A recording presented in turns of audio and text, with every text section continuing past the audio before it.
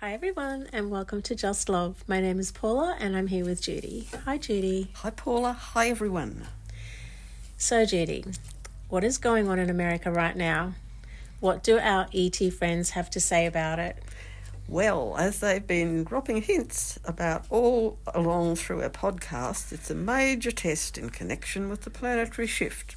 The shift from fourth to fifth world consciousness, which will take us into 5D, the foundation of which is unconditional love.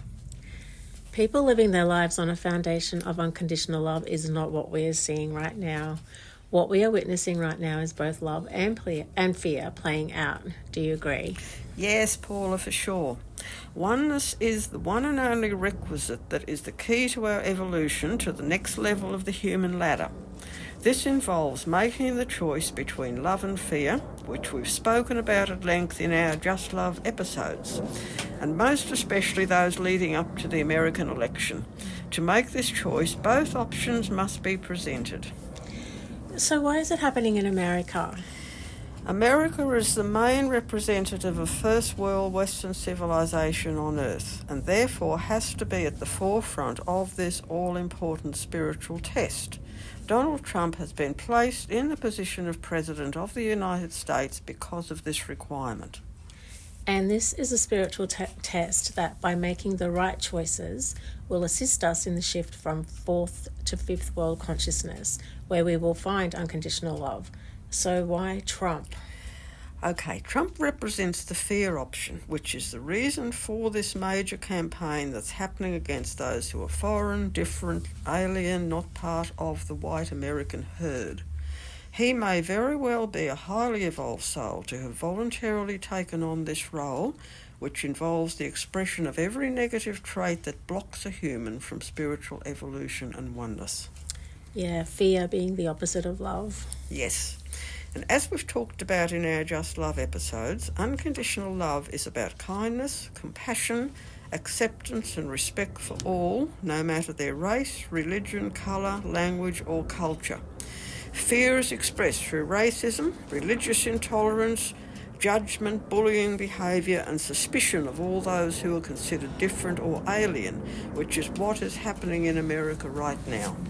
Yeah, it's heartbreaking to see and to even talk about, but there is this other side of the coin being expressed by a surprising number of people. What needs to be clearly understood is that oneness is about caring for all on a global level. It's not about protecting self by hurting others. This applies on a national as well as on a personal level. It involves moving away from the xenophobic herd instinct of 3D humanity and into a deeper acceptance of and respect for all.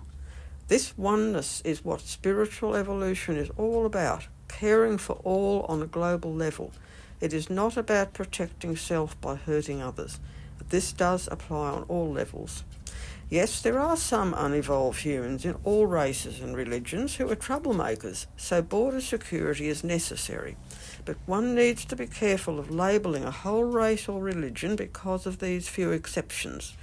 The majority of Earth humans are good people who only want the best for their families. Yes, very true. And a gentle reminder here to be mindful of our reaction to the news and anything that is posted. So much negativity and lying is happening just to suck people in.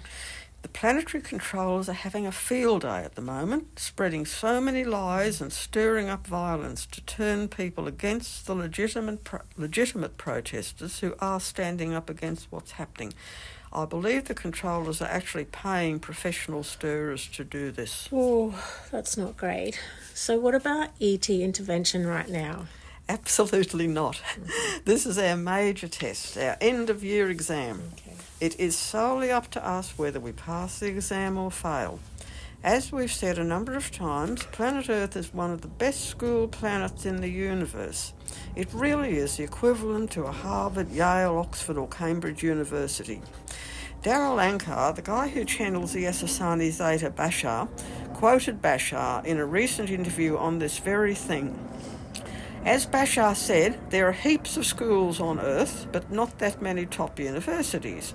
And in the universe, it's the same, with a number of school planets, but Earth is one of the rare university planets. Oh, yeah, that makes sense and answers a lot of questions about life down here. So, Judy, when the ETs do eventually interact with us, what is going to change and what is not going to change?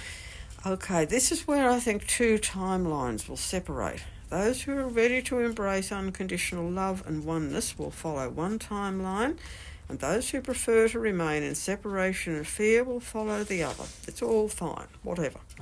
I very carefully chose birth into this life in Australia, and I've sometimes wondered why. I'm now starting to understand.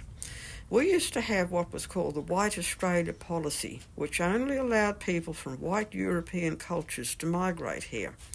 This ended officially in 1973, thank goodness, and the majority of Aussies are embarrassed about it.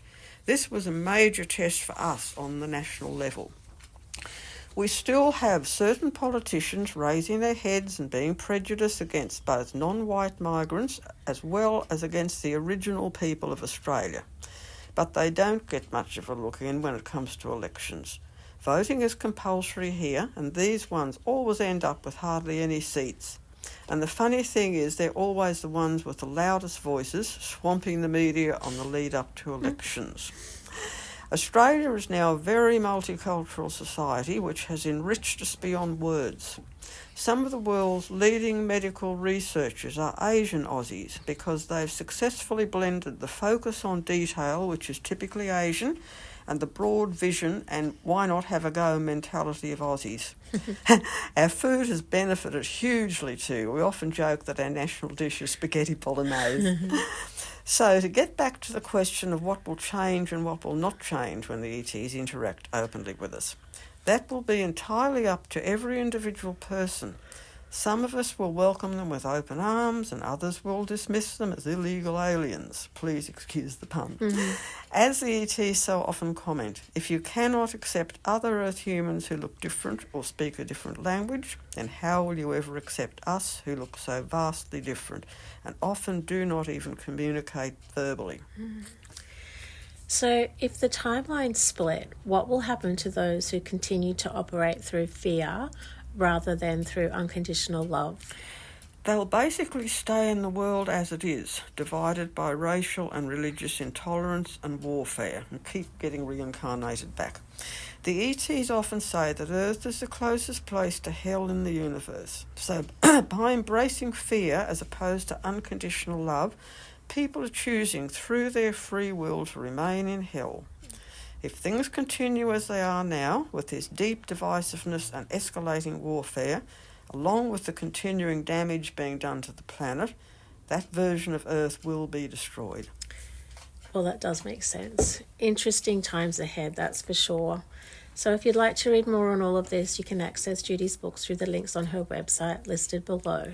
And they are Human by Day, Zeta by Night, followed by the Zeta Message, then Extraterrestrial Presence on Earth, Lessons in History, and my two most recent books, both Kindle editions and also available in German, An Interview with an Alien, Comments by an Undercover ET, and Cosmic Spirituality, Blending Religion and Science in Oneness from an Off-Planet Perspective. Thank you so much, Jude, and thanks everyone for listening. Please share, like and subscribe, and sending you all much love. Bye for now.